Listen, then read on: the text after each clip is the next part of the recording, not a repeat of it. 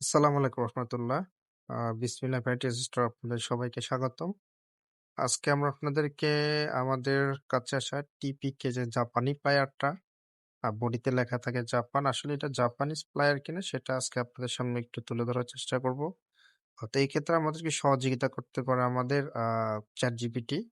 আমরা ChatGPT তে গিয়ে এই প্রোডাক্টটার পিছনে যে আ বর্ণনাগুলো আছে সেই বর্ণনাগুলো আমরা ওটার ছবিটা আপলোড করলে ChatGPT এটাকে আমাদেরকে আ অ ট্রান্সলেট করে দিবে আসলে এটার পিছনে যে লেখাগুলো আছে কিনা। তাহলে আমরা এখান থেকে বুঝতে পারবো যে আসলে এই প্লায়ারটা কি জাপানি নাকি তাইওয়ানের না চায়না, হ্যাঁ?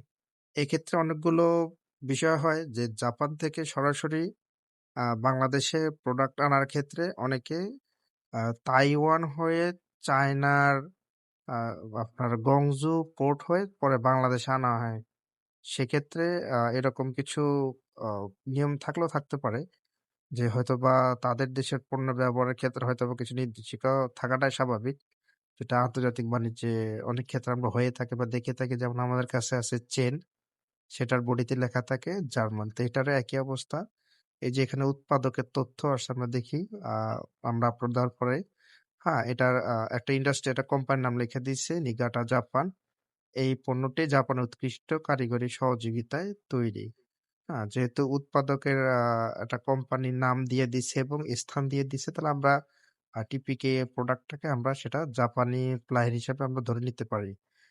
কারণ প্রোডাক্টগুলো ইম্পোর্ট করার ক্ষেত্রে অনেক সময় আ জাপান হয়ে, তাইওয়ান হয়ে, চায়না হয়ে বাংলাদেশে আসে।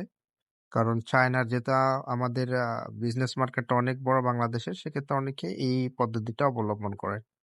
তো আশা করি আপনার বিষয়টা বুঝতে পারছেন।